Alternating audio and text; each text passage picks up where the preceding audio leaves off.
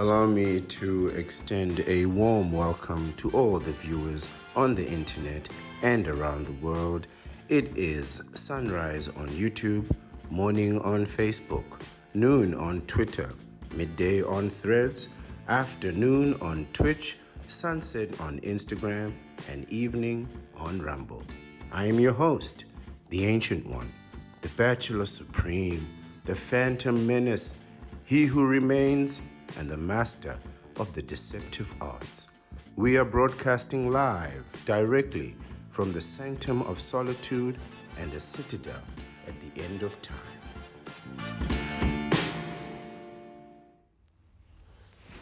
Good evening, everyone. I'm the Ancient One, the Bachelor Supreme, the Phantom Menace, he who remains, and I am the master of the deceptive arts. And while we are still learning about the deceptive arts, I think today is a great opportunity for us to learn about some of the energies and the fuels that will fire your motivations and your practices in the deceptive arts. And today I was hoping to have an honest and open discussion about our emotions and our feelings, especially the emotion of anger, which so many of us in this modern day and time have and feel and try to conceal from others. But indeed, anger has a strange way of jumping out in the worst possible way and exposing itself to other people. I know you've noticed this too, but there is a mild hum of anger and frustration that men and women feel in modern existence. And this anger is palpable, and it hangs thick in the air. And I know you felt it too, right? And you feel it and you see it expressed in so many of the online sentiments that people have. Some people had the audacity to complain that there were people who were being critical of their relationships and the love that they display on the internet. And then they've decided now to hide their spouses in order to keep their happiness a secret and try and preserve that happiness. Now, these are the same people that on the one hand will be happy in their relationship, but politically they are, in an uproar. They hate this leader or that leader, right? So while their relationship content might be very good, you'll find that there is an area of life, a tangible area of life where they express their displeasure and frustration, right? And the internet is what I call the digital consciousness of humanity, where everybody's ideas eventually are going to fall into. And just to see what people think or what people want you to think about them is fascinating. And to see people try and maintain their own facade, it's delightful and expensive, and I bring up the issue of anger today because I witnessed it on yet another online video. And by the way, I love these online videos. Guys, I will watch all your content, right? I won't watch it all at once, but if you keep expressing yourself honestly, I will happily watch it and gather that information for myself. Absolutely, right? I love your content. Keep it going. Now, I'm not going to spend all my time listening to these counterparts and knee benders, but I will get around to it, right? I will get around to watching all your stuff. It's hilarious, yeah, the way you people are suffering. Right? It is absolutely fantastic, right? But the video I'm talking about today had a young man commenting on his dilemmas. At least one of many dilemmas that he has in the romance wars. And what he was saying was anecdotal and, quite frankly, subjective to his own point of view and his own perspective. But looking at his numbers, you could tell that he does have quite a following. So he is popular to a certain extent, as popular as one can be, I suppose. I think this type of content will probably garner less than 1%, but 1% of 1 billion is a tremendous number of people. It's like 10 million people or something like that, right? So you can expect to be very successful on your platform with less than 1% of any population. Really, you don't need a lot of people. But he has quite a big following. And this says to me, or at least it indicates enough to me, that there are others that share his point of view, or at the very least, they share his sentiment and his frustration, right? They share his feelings. And I couldn't help but to feel like, and I can't believe I'm about to say this, but what stood out to me wasn't what he said, but rather the way that he said it, right? It wasn't what he said, it was how he said it. He had a poignant sadness and melancholy behind the power of his words as he was nailing down his points, right? There was a hopelessness, right? In feeling, or a hopelessness in believing, right? That his hypothesis is valid and even correct, right? And and and and just think about that, right? He's hopeless, right? Because he has a feeling, and he's struggling to believe that what he's saying could be correct, because he knows that eventually it's going to get discarded. But in fact, I believed that, based on what he was describing and the solutions that he was offering for those problems, whether they were real or imagined, was plausible, right? And it was correct, but ultimately it would just be ignored and discarded, right? Um, and I know that feeling of helplessness, right? When you know you're right and you have the solutions, and then you get discarded and ignored anyway, only for you to be left to deal with the calamitous repercussions of following the instincts of incompetent people, right?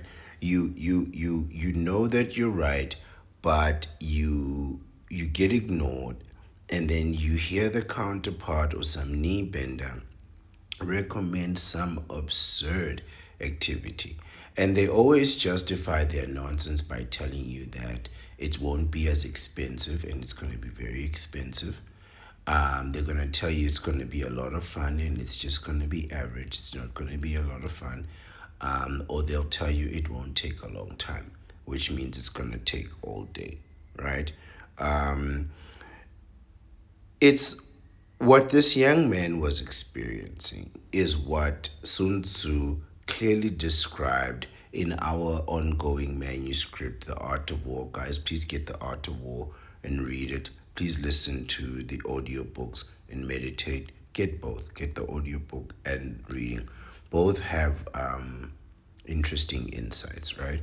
But it's what the Grand Master of the Deceptive Arts, Sun Tzu, describes as: you're in a situation where you know how to conquer without being able to do it, right? So his helplessness his frustration and his anger stemmed from this, right? Knowing how to conquer, knowing that you're right?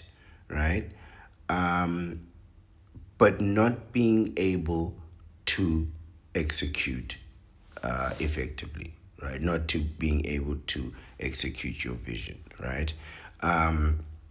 And all throughout this video, right, he discussed the problem.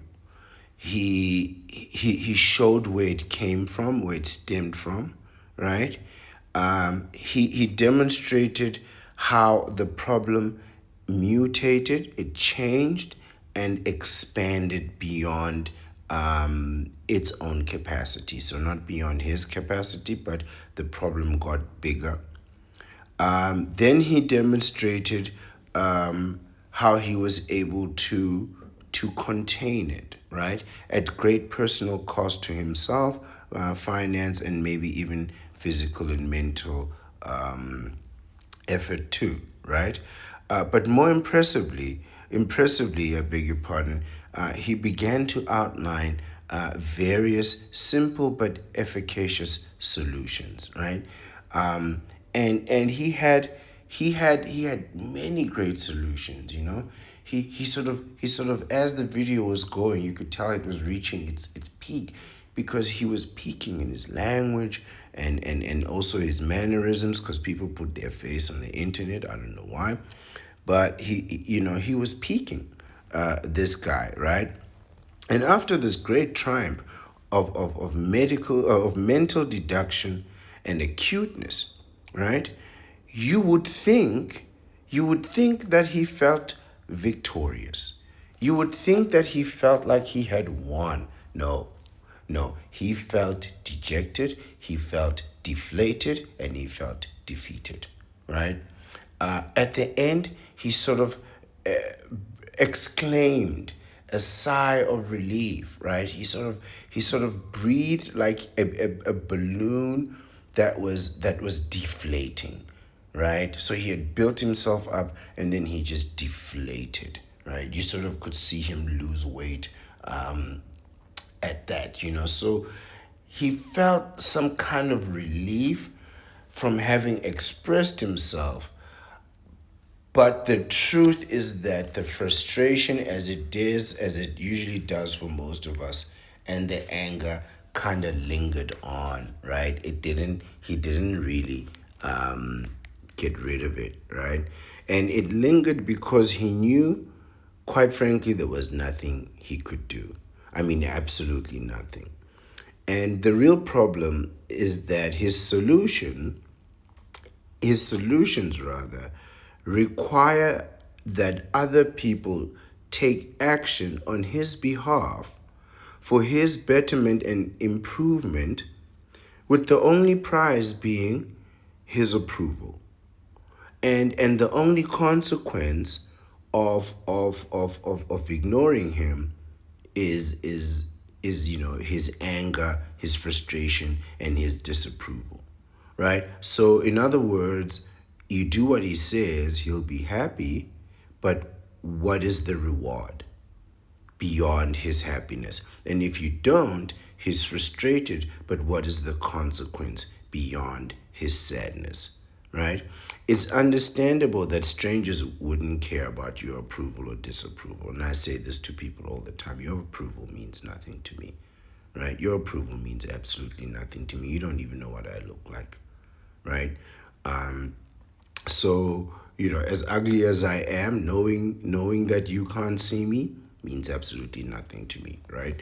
But if you are with a counterpart in a relationship or in the romance wars, right, that approval might mean something, right? But without the power to enforce your disapproval in a meaningful way, then you have only come halfway to victory, which means you've gone nowhere, right? You have no victory at all, right? You're just gonna pout.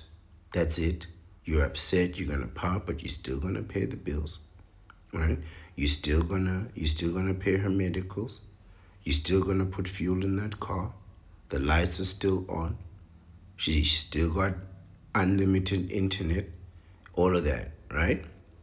And and so there lies that anger, that helplessness, that powerlessness, and it grows and it festers inside you, and some of you might be thinking that I'm here to decrease that anger. Absolutely not. I need that anger. I need you to feel the burning of that anger and let it rise all the way through you until it induces you to take the intelligent action that you know you should take, which is to freeze your sperm and get a vasectomy. Freeze your sperm and get a vasectomy. You're upset at your counterpart. You can't take no violent action. That's completely out of the question. What other recourse do you have? What are you going to do? Break her heels? It's a waste of time. That's a waste of time.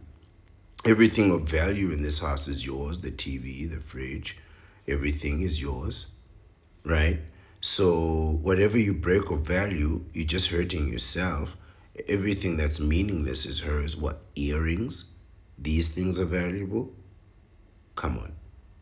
Come on. The only thing you can do, and this is what I preach, is control yourself. This is what I'm talking about. This is the message. Self-control. The ability to determine your own outcome. Self-determination, right?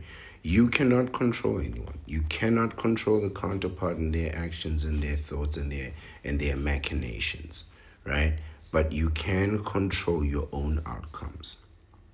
So I want you to know that I know that many of you feel the same anger that stems from the same type of helplessness. More so, I want you to know that it won't go away. Right? That anger is not gonna go away. If you've been betrayed, and quite frankly, we all have.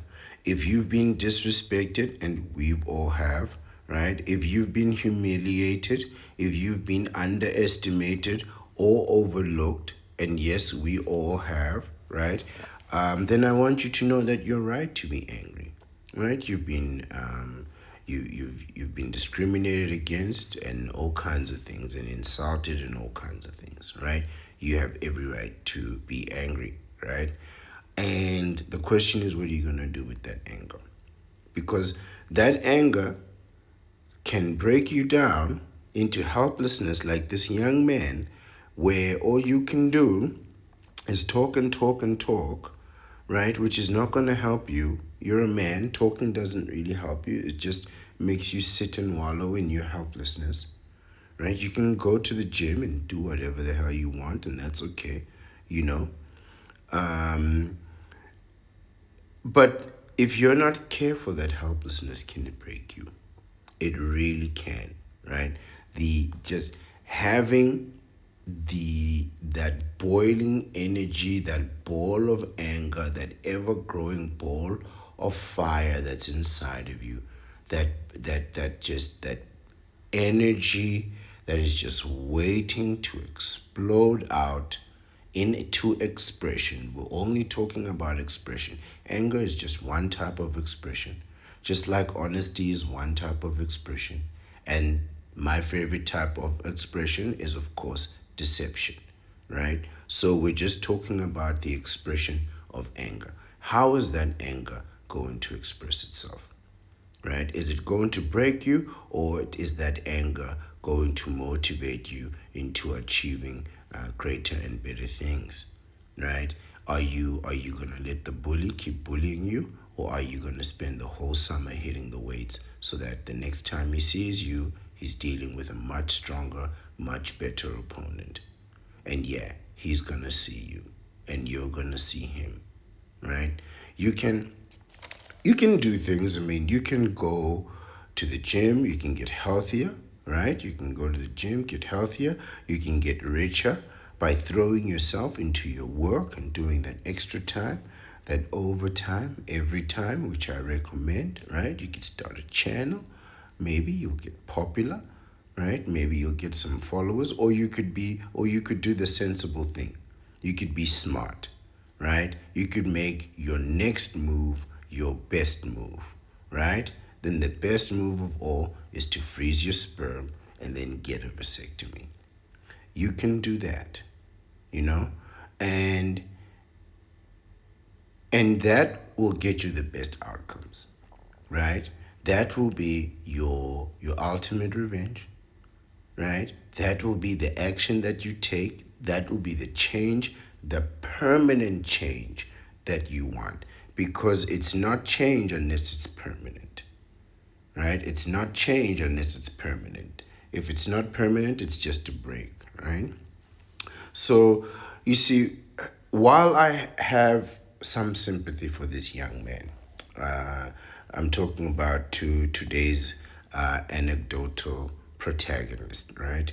I realized that these were the same problem faced by many bachelors, for sure, some bachelors, but most of these issues belong at the feet of the knee benders, right? If you can see their feet while they bend their knees, right? These are knee bender issues, right? And I took another look at him and I saw through him immediately when he started recommending what the counterpart should and shouldn't do. This is really where you lose the argument. When you start telling people, oh, counterparts need to dress like this, counterparts need to act like this, counterparts need to avoid this kind of man, and counterparts need to start dating this kind of man, and it's like nobody's doing that. No one is doing any of the things that you recommend. These things only make sense to you and your friends in your small social circle. There's absolutely no reason for a counterpart to listen to you. And this is when I was like, oh, okay, he's a bender. He's got solutions for everyone except for himself, right? And after recommending all of those solutions, he's going to be ignored. And this is always what happens to knee benders, right? You see these married benders, right? They'll tell your kids, oh, let's buy this, and the kid will buy something completely different. Oh, let's go into this shop, and the kid will go into a shop that's completely different, right? And then come out with things that you have to pay for anyway. Not caring for a single moment how you feel. Man, you benders are suffering, you know? And this is what happens every time we hear the benderisms, that bender wisdom, happy wife, happy life, dads and lads, those kinds of guys. And they just get ignored. And they just get ignored. But benders will sing this song to each other, right? They'll sing these songs to each other, but bachelors will ignore this, right? But I saw right through him, right? These are not the problems of a vasectomite. If I have to be honest, I felt sorry for him for a moment, and I thought, man, honestly, I could care less what type of example a counterpart sets for her kids. Really, I don't care, or how a counterpart can maintain their meaningless virtuousness. What does that even mean? Well, it doesn't matter, man. It really doesn't matter. It really doesn't really make a difference in the full scope of things, right? And I thought, man, these benders have no limits, man. They will recommend all kinds of madness, and they'll call that a solution. But they won't take no action for themselves. You should be out there getting a vasectomy. That's what you should be prioritizing. If you get a vasectomy, you'll see very clearly that these things are inconsequential. And they only matter for men without discipline, without self-discipline, men who don't use protection during intimacy, or men without a vasectomy. If you can abstain. If you can use protection, right, or get a vasectomy, these issues are already not a problem. But I know you're not going to abstain. Absolutely not. Right? And I also know you're not going to use protection every single time. So your best move is to freeze your sperm if you may want the option of having kids. You can freeze hundreds of millions of them. Right? You can freeze 100 million at a time. So you could just do it one time and be set for life, right? And get that vasectomy, you know. But yet I thought that we could use today's article, one we're going to read, to help you channel that anger and let it grow inside of you, right? And grow so much that you can use it to fuel your transition from a man to a vasectomite. And yes, even you knee benders, you too can have the glory of a vasectomite. Speak to your urologist. He doesn't care if you bend the knee or not, right? The only one who cares about you bending the knee is me. No, he doesn't care if you bend that knee. He bent the knee himself, right? So go talk to him about that vasectomy, and so you can ascend to the next level of male evolution. And if you believe that I'm here to help you control your anger and your frustration, I'm here to tell you that you are sadly mistaken. I'm not here to do any such thing. Because your anger is an indication that things have gone so wrong that you've come to the end of your limits, and that's where I need you to be. That's where I need you to be. Where I too was at the end of my limits, but my limits are not vast. My limits are actually quite contained, right? Unlike you, who needs to pay bills, who needs to have kids, who needs to pay for cruises and family vacations and private schools and all kinds of things before you hit your limits, but so be it. So be it. Whatever pushes you beyond your limits, because it is beyond those limits where you will see me at the end of time. I'm waiting at the end of your limits in the bachelor life, in the sanctum of solitude, all right? Only when your anger and frustration boils beyond your capacity to contain will you see the truth of your salvation. Only when you are ready to make the sacrifice to the solitude. Only when you are ready to embrace that to be a bachelor, you must lose that which you love. When you are ready to lose that which you love and make that everlasting exchange, only then will you see the truth of your salvation. And it is only through anger, frustration, the venom, dare I say, even hate, that will pull you out of your knee benderisms and help you to elevate into a vasectomite. And I'm speaking to bachelors and knee benders alike. The path to the vasectomites is open to all.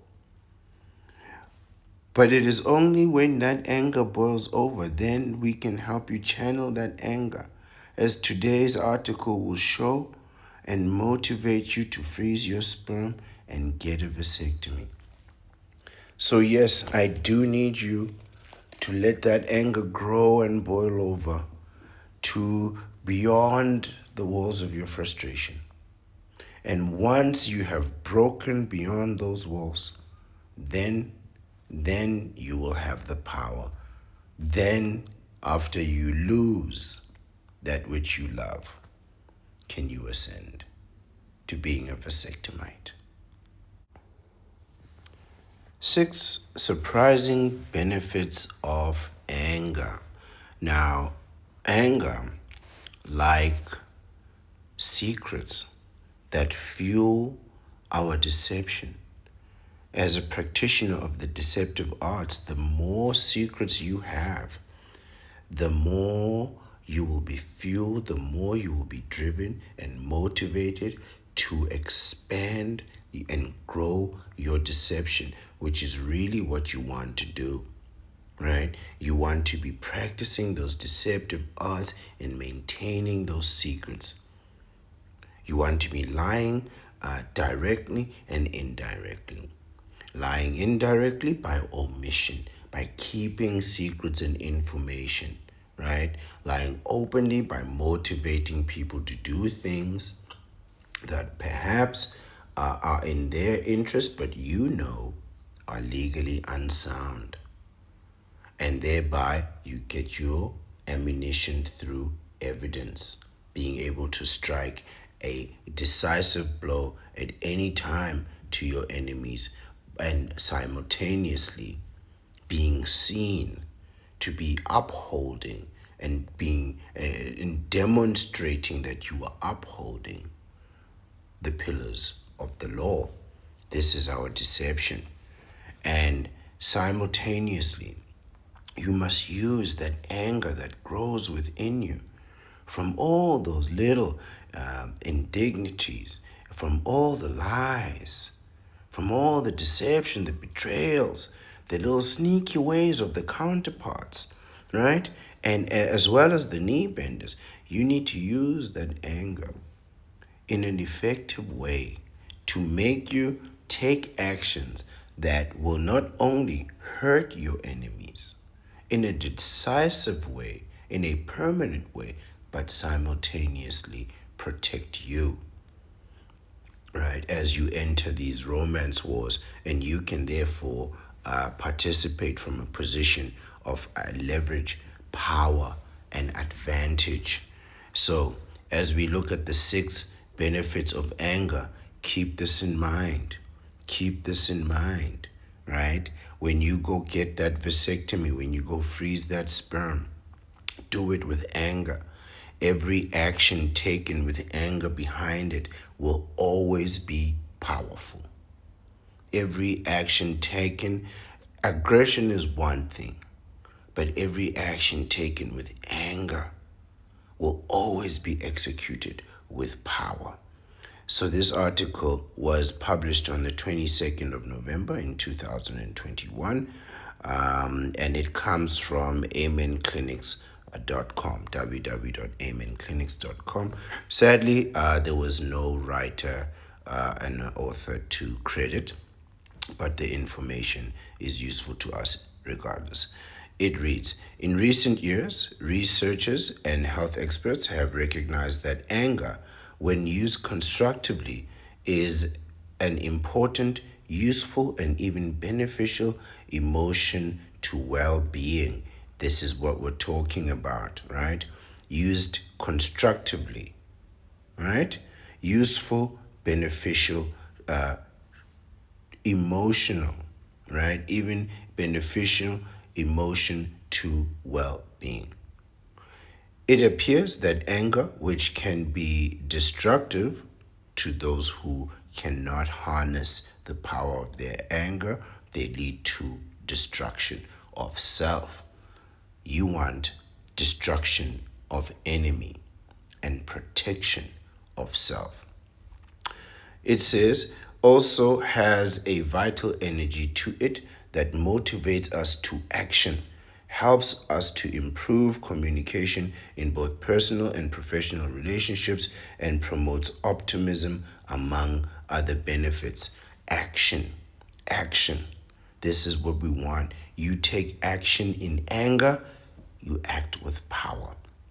Yet, for many people, anger is a fraught emotion. It can be, right? If it leaves you powerless. So anger can strengthen you if you know how and when to act, and then you with anger, it can strengthen you. But if you have no course of action, no matter how good your solution is, if you have no course of executing that solution is as good as useless. And the anger will be a fraught emotion for you, not an energizing one. For the bachelors and vasectomites, anger can be very energizing. It can be misused to dominate and intimidate others in both work and personal relations, while others deny that they have any angry feelings at all. It may be too uncomfortable or scary to feel them. This is very unhealthy. Denying your anger, denying the thing that makes you angry. So if something upsets you, it's an indication that something is wrong. And if you deny that something is wrong and it upsets you, then you're just lying to yourself. And again, the circle of deception is complete, because you're lying to yourself and now you're lying to others and they are lying to you too. Perfectly completed. Anger is a powerful emotion that requires some skill to manage, and we're talking about that skill today. On the one extreme, unchecked, externalized anger can turn to violence and aggression. This is really what we don't want. This is why we practice the deceptive arts. You can use deception to be just as effective, if not more effective, than violence. Violence you can only use once. Deception you can utilize over and over every single day. So it's one thing to feel the anger, and then it spurs you into the right type of action, which is effective but non-violent, powerful but not aggressive, right? So you need to know what is that action. And that action is to freeze your sperm and get a vasectomy. And then keep that vasectomy a secret. And then wait. Wait for the enemy to make a mistake, and they will. It's only a matter of time before that counterpart gets pregnant with that knee bender's baby, and you link them together for the rest of their lives, and you walk away scot-free. That's what you need to do. Rather than being violent, you need to use the divine manipulation of the thread. And you can only have that power once you have that vasectomy, right? And on the other, repressed, internalized anger can cause depression, health problems, and communication difficulties. Somewhere in the middle, feeling and constructively expressing anger are essential and necessary to health and well-being. Let's take a look at several ways anger helps you. The best expression for anger is to get back at the people that made you angry. Revenge is the best expression for anger, right? You gotta get those people back. You gotta hurt those people that hurt you or upset you. That is really the best release for anger. And the way you really want to do it is, of course, you can't steal from them, right? You can't steal from them. You'll go to jail. You can't hit them. You got to set them up for life. And there is no bigger setup than her coming thinking she got your baby, but she finds out she's pregnant with twins with that loser that ain't done nothing for her, that has given her not nothing, right? Let her get pregnant with his baby. Sentence her. Give her the sentence, man. I sentence you to 20 years of child raising, and you 20 years of child raising and 18 years of child support. This is the sentence that we give to benders. This is the punishment for being a knee bender. Rather than a vasectomy, this is the punishment. 18 years, down the hole. No mercy. All right, let's continue. 6 surprising benefits of anger. Number 1, anger helps us to survive. Indeed, it does.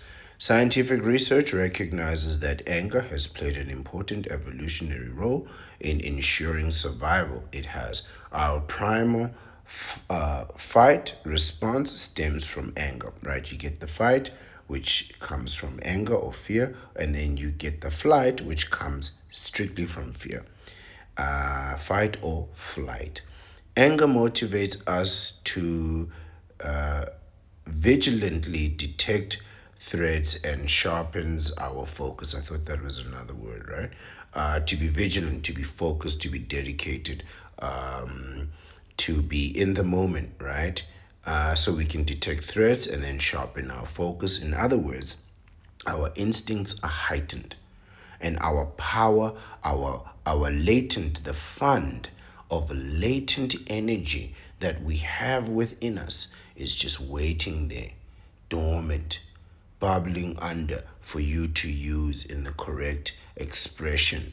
When our safety is at risk or we are attacked, so for instance, when you've been betrayed, when you've been belittled, when you've been manipulated, when you've lost your house, your car, when you got to pay that child support, that alimony. I'm not saying you shouldn't be paying that child support. I'm saying if you got a vasectomy, you wouldn't have to. But when you're in this situation, right, you feel attacked. You feel like you are at risk, right? And your anger is automatically activated and it drives us to defend ourselves, right? Sometimes quickly and forcefully. Power. Quick and force is power, right? When you act in anger, you act with power. So you need to get that vasectomy while you're still angry. It continues. Anger essentially alerts us when someone or something wants to hurt us and provides the aggression needed to overcome a stronger attacker. So you have anger when you feel that you're in a lower position, right? This is the strength of the underdog.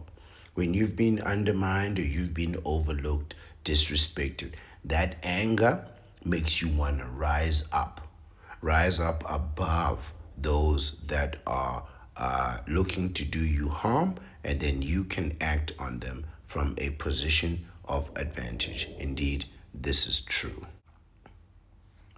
Number two is anger motivates us. It says researchers have discovered that anger is associated with what's called approach related motivation. They assert that there are two basic motivational forces that underlie all behavior: the impulse to approach or move towards something desired, and the impulse to withdraw or move away from unpleasantness. Approach motivation comprises emotions, cognitions, and actions that are given by the wish to achieve desired results. Let's continue. As it turns out, research shows that anger significantly activates the left anterior cortex of the brain, which is associated with positive approach behavior. That's interesting. So, the positive side of the brain is activated. Conversely, it says emotions such as fear and sadness activate the right frontal cortex, which is tied to more negative withdrawal motivational systems marked by inhibition, timidity, and avoidance of some kind of punishment or threat. I see now. I now get it, right? So, I've said that there are effectively two parts of the brain. There's the part that controls pleasure, the go, go, go part, right? The thing that makes you stay up all night, party, when you're intimate, that part of your brain gets activated. Then there is the pain side, right? Which has to do so much with sacrifice, which is why it's so painful for people to sacrifice that which they love. Hard work is in there, and exercise, that kind of thing, studying the things that are quite unpleasant, right? Disrespect, humiliation, betrayal, they all activate the negative side of the brain. But anger activates the positive side of the brain, which tells you that anger is an energizing emotion. This is very interesting. Thus, anger can potentially provide you with the energy that may be necessary to take action towards achieving certain goals or to correct difficult or unjust situations. This is where we are, where you use your anger to correct a situation that is not right. So you are in a low position. You get that vasectomy, you become a vasectomite, and you elevate yourself to the next level of human evolution, where you can fully control biology, right? This is the level where you are in full control of biology. That's evolution, right? If ever there was a step of evolution, we have discovered it here. And of course, you will be able to achieve that goal through anger. You'll be able to act with power. Of course, the psychological arousal that happens with anger is motivating too. A quickened heartbeat and breath, as well as tense muscles, right? So now you're ready to go, you're tense. This is what athletes feel before a game. They get filled with adrenaline, right? Quickened heartbeat, hard breathing, tense muscles, ready to run faster, hit harder, tackle harder, jump higher, dunk, right? These are the things that make men take action, and anger will give you that power. You get angry enough, you'll get that vasectomy. They prepare to take, they prepare one to take critical action. A more passive or calm emotional state does not have the same impact on the body, right? So when you and your counterpart are all loved up and relaxed and everything is all good, you won't feel the need to get the vasectomy. You won't feel like it's urgent or important. It's only through betrayal, only through anger, frustration, even heartbreak will you have the fortitude to act. Of this I am aware, and to act with absolute power and absolute confidence, because being calm is not going to have that effect on you, not at all. So we're going to need to make sure that you get angry enough, right? You get triggered enough to take this action. The third point, anger gives a sense of control and optimism. This is for us. Anger provides us with a sense of control and corresponding optimism. This is because you have a situation that is not working for you. And your anger will make you take the action long enough, hard enough, focused enough, right? That you can change that situation, which comes with a sense of optimism for that final change, that permanent change. Remember, it's not change until it's permanent. Anger propels us to use our individual power alone to or collectively. I don't know about that whole collectively situation. To inflict costs or withdraw benefits to get what we need. So effectively, this is true politically, right? I'm just not a person for collectives. I'm an independent politically, right? So I'll listen to both sides and I'll take what's good from here and what's profitable from there and move on. But effectively, you've seen that when people are angry together, when angry people come together, you can't stop them. You really need to stay away from mobs. When there's an angry mob, anything can happen, right? That anger is multiplied. It is truly multiplied exponentially, right? So they can do anything, right? They can do anything. They can topple a government. They can remove a president just from anger alone, with no logic. With no logic, just anger by itself. And you've seen this a million times. Individuals who constructively experience and express their anger are in a better position to fulfill their needs and control their destiny than those who suppress their anger. So if you have a legitimate outlet for your anger, right?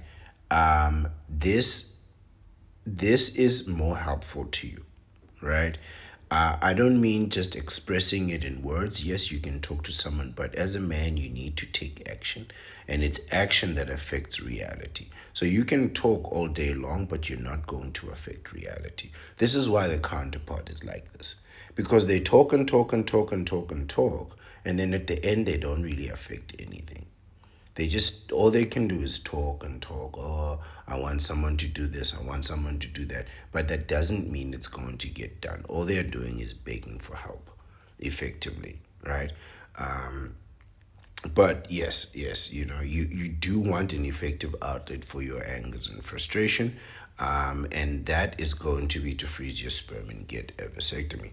Harvard researcher Dr. Jennifer Lerner, who studied emotion and decision theory, found in one study that anger and risk assessment were associated with optimism and risk taking, whereas fear was associated with pessimism and risk aversion. So when you're angry, you will take that big leap.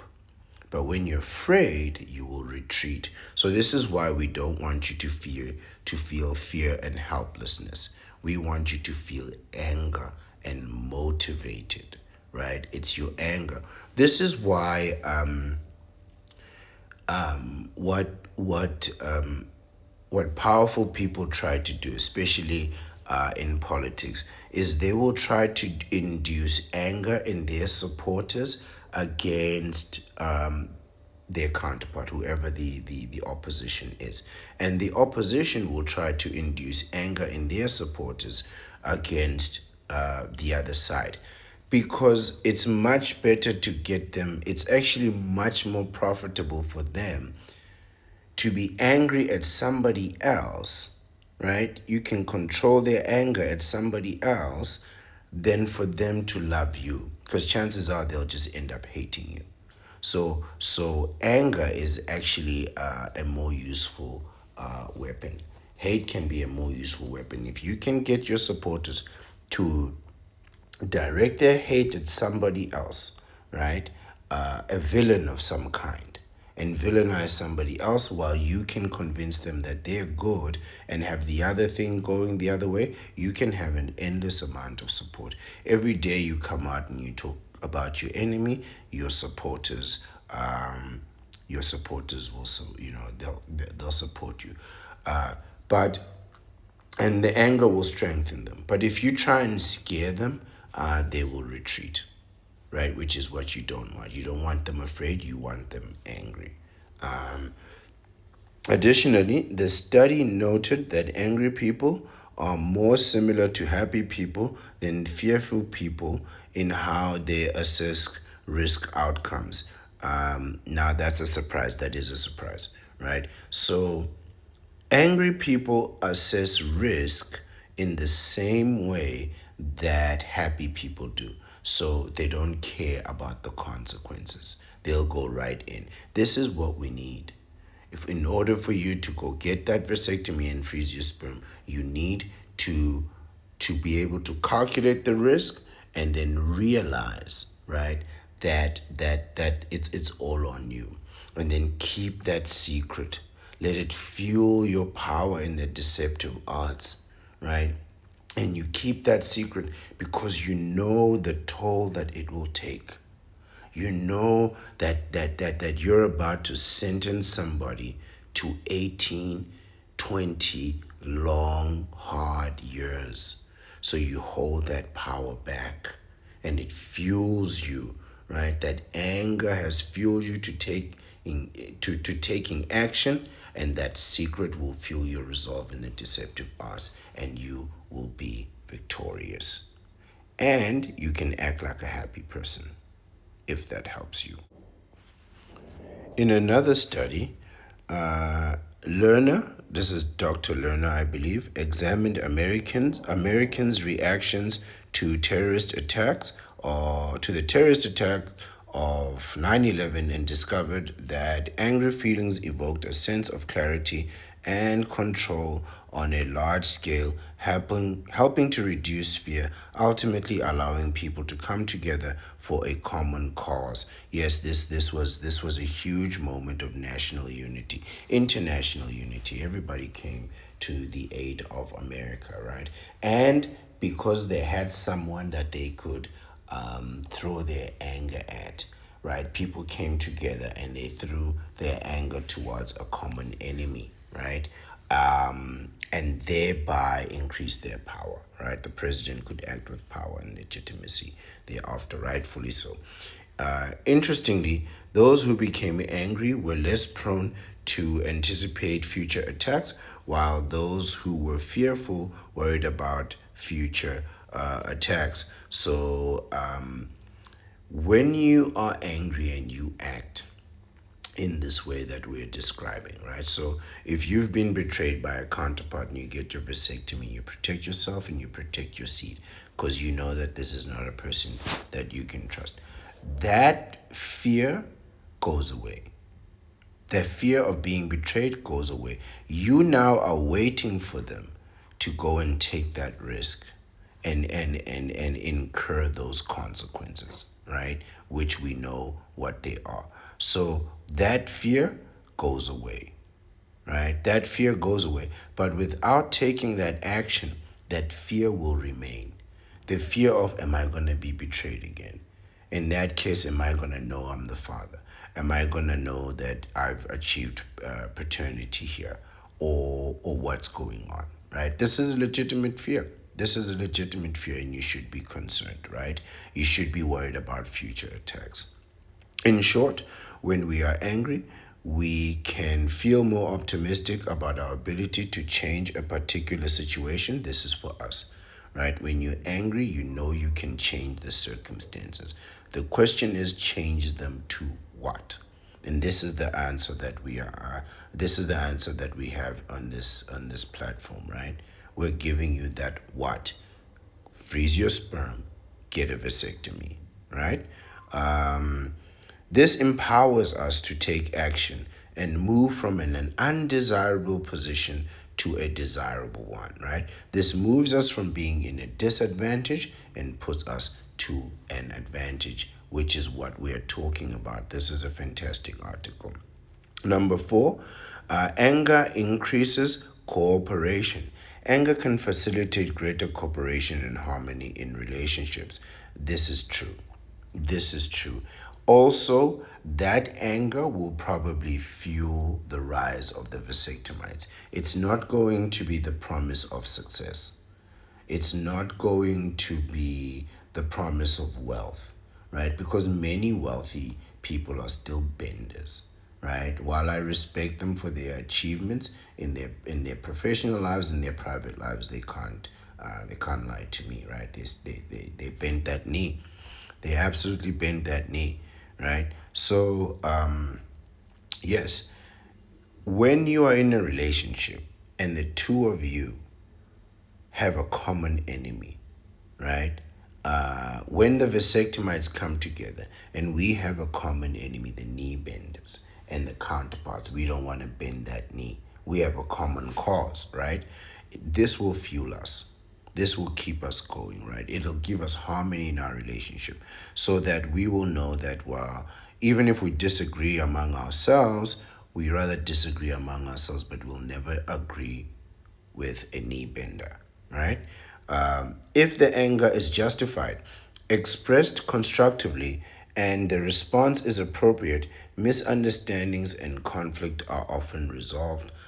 No, most anger just leads to more conflict. You tell a counterpart that they upset you, what they're gonna do is do the thing that upset you even more. The constructive expression of anger in personal relationships is healthy and necessary. It allows for greater emotional intimacy and or cooperation. Okay, sure, this is fair. If It's about upholding standards. If you have a standard that you are upholding and somebody defeats that standard, and you say to them, look, this is the standard, right? Then you know that either they don't want to uphold it, or they don't, or they can't.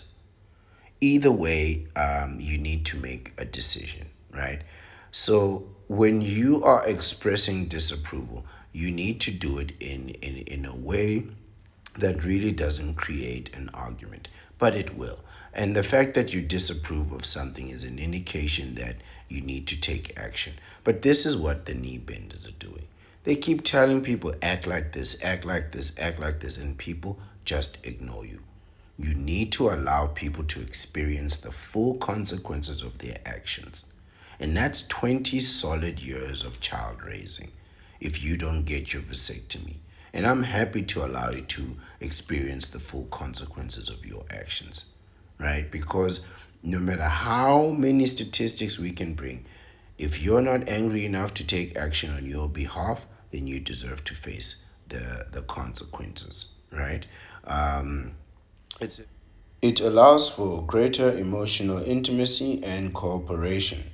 A study published in Society for Personality and Social Psychology determined that too quickly moving to forgiveness is not healthy, stating sometimes expressing anger might be necessary to resolve a problem, with the short term discomfort of an angry but honest conversation benefiting the health of the relationship in the long term.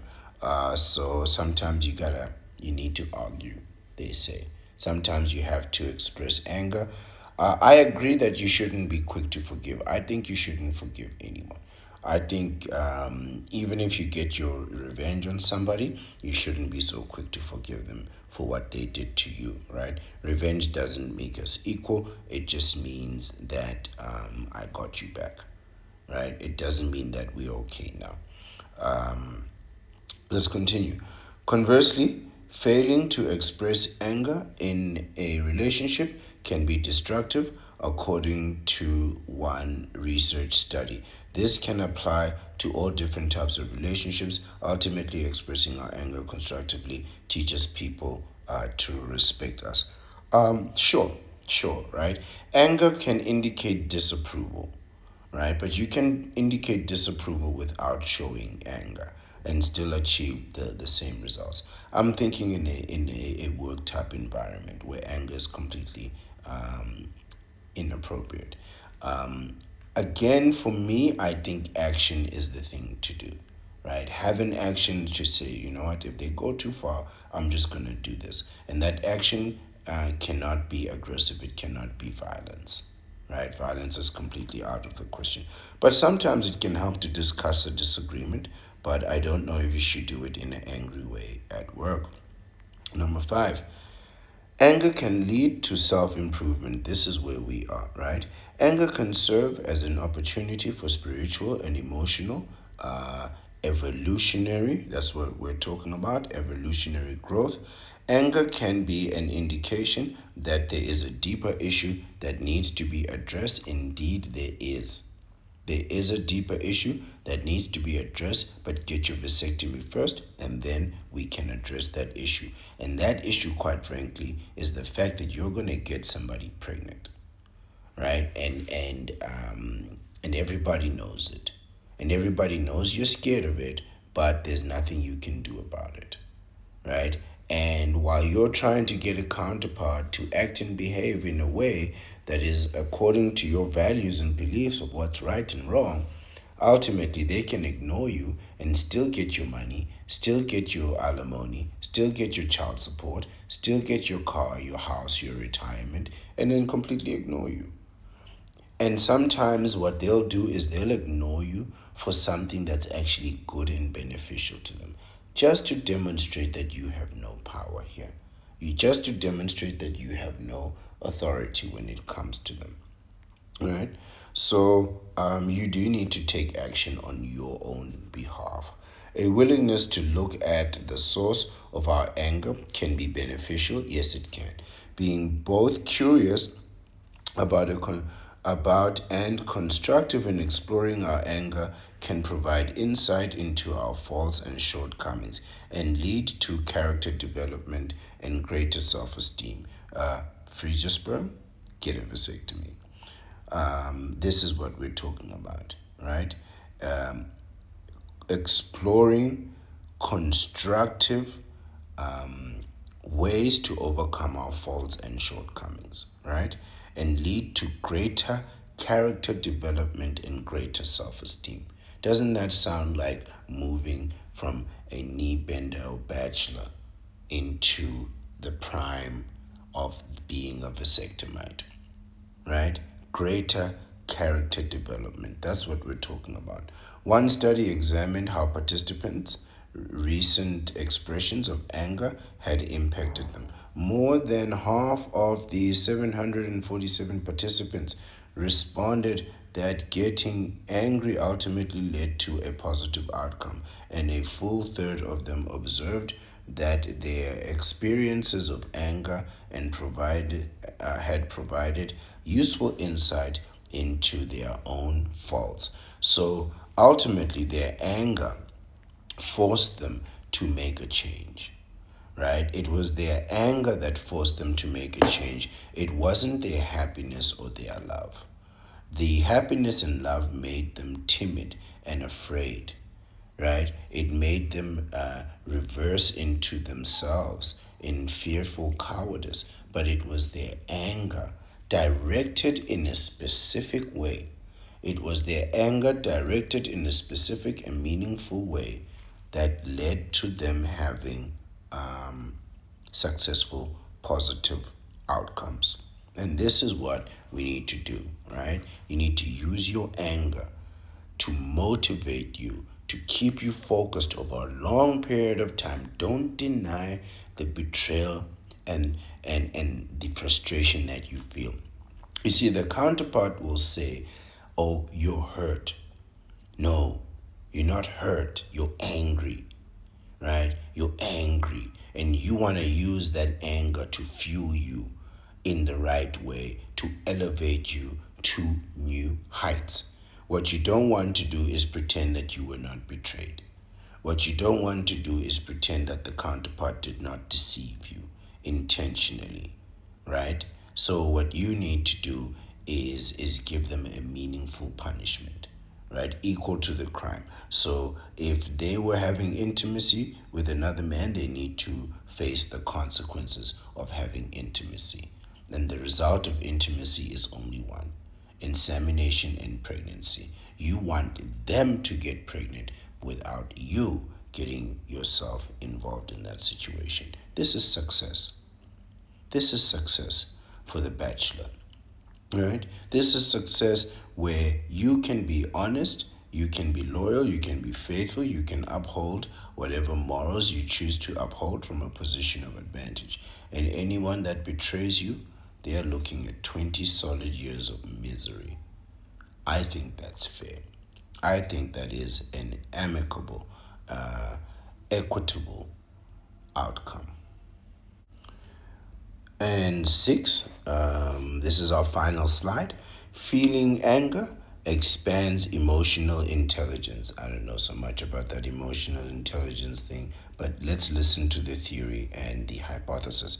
Ultimately, having a willingness to embrace difficult emotions such as anger rather than avoiding or repressing them is a sign of emotional intelligence. I still don't know what that means.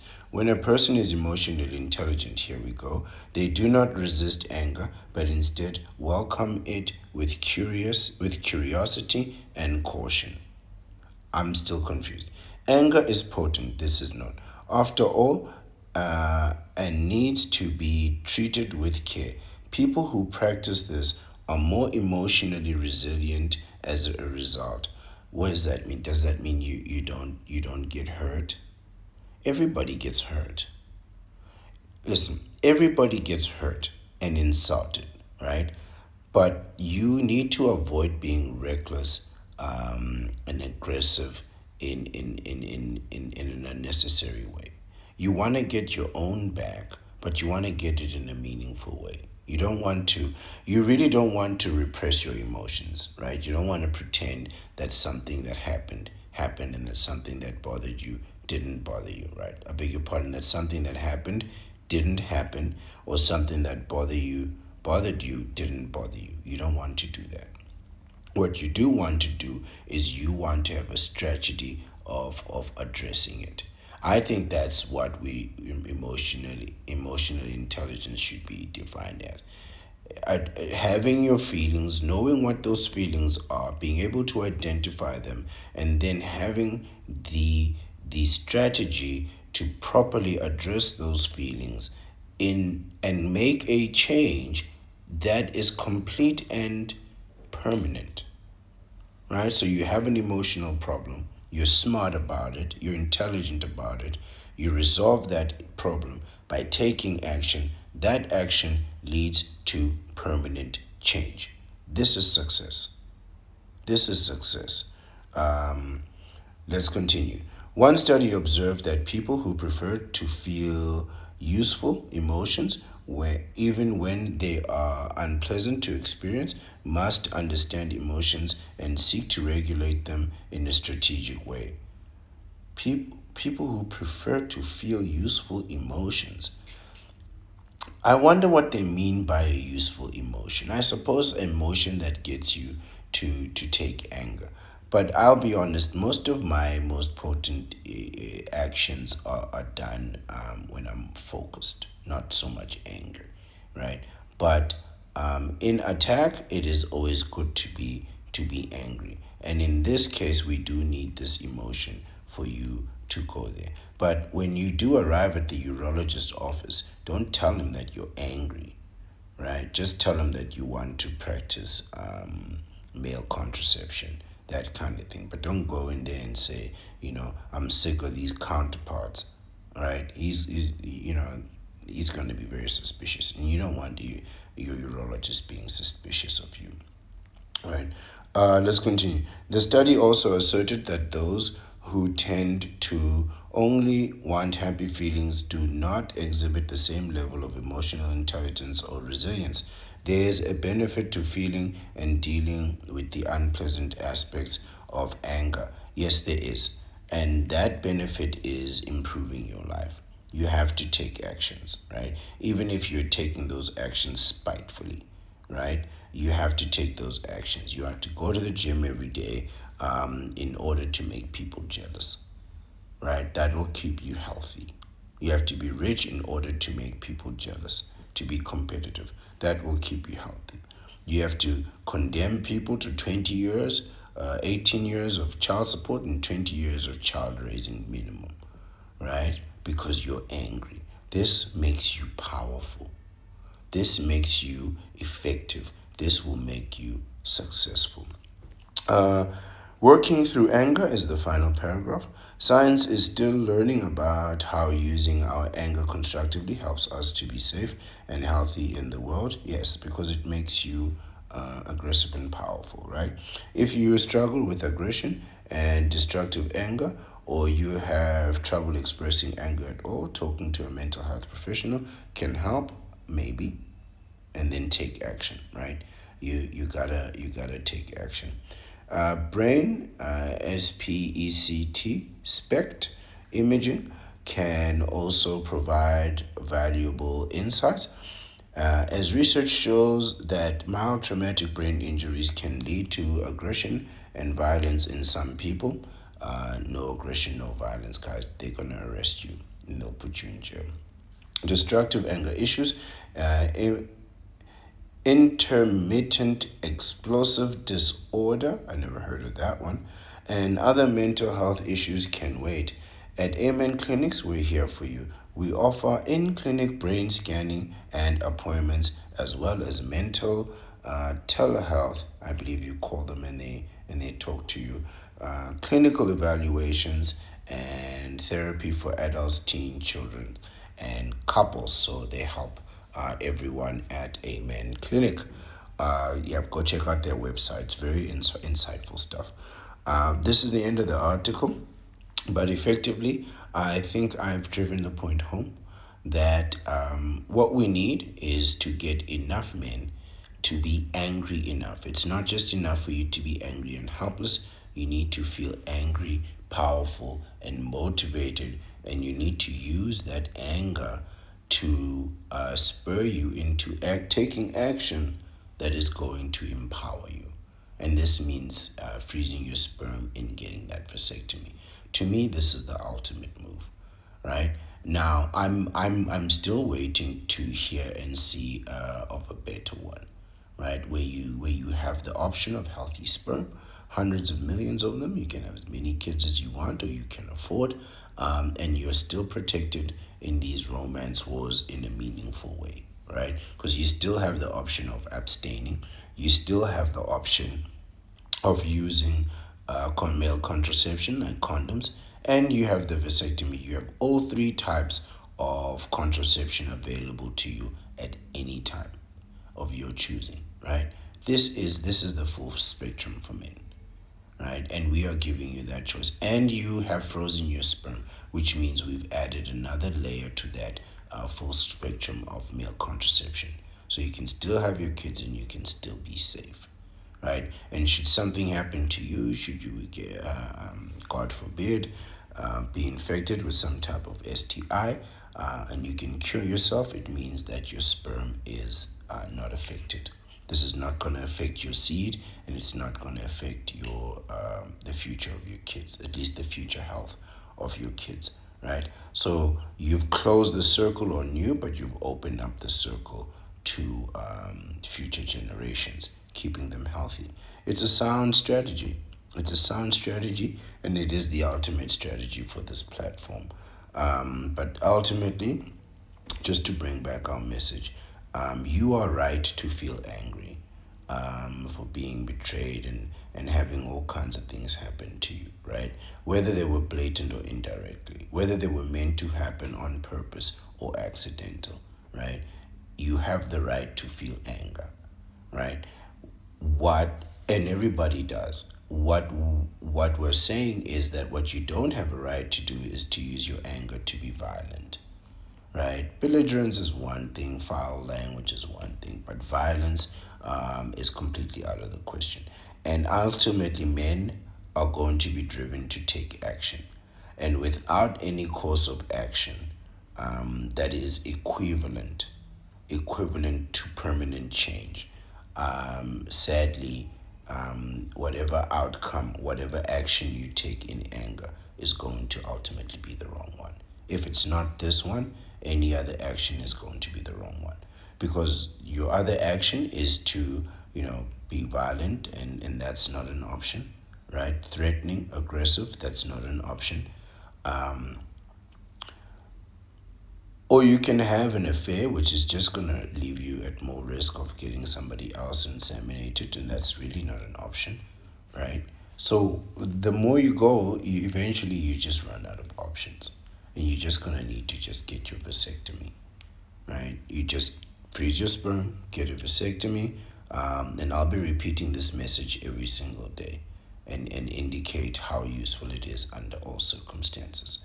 And I think this is the move that you need to get your power back or to improve your power, to help you elevate and evolve to the next level, to the next step of human evolution. And every man has this step. Every man can evolve themselves, right? And you can use your anger to do so.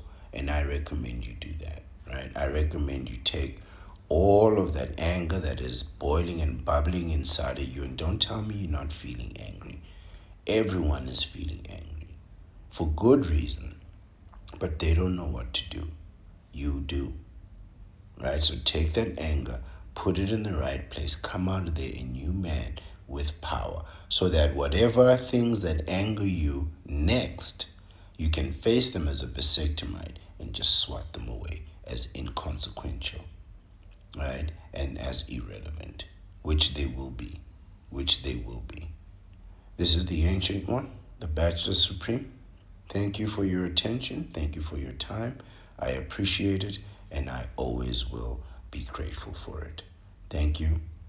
Have a nice day.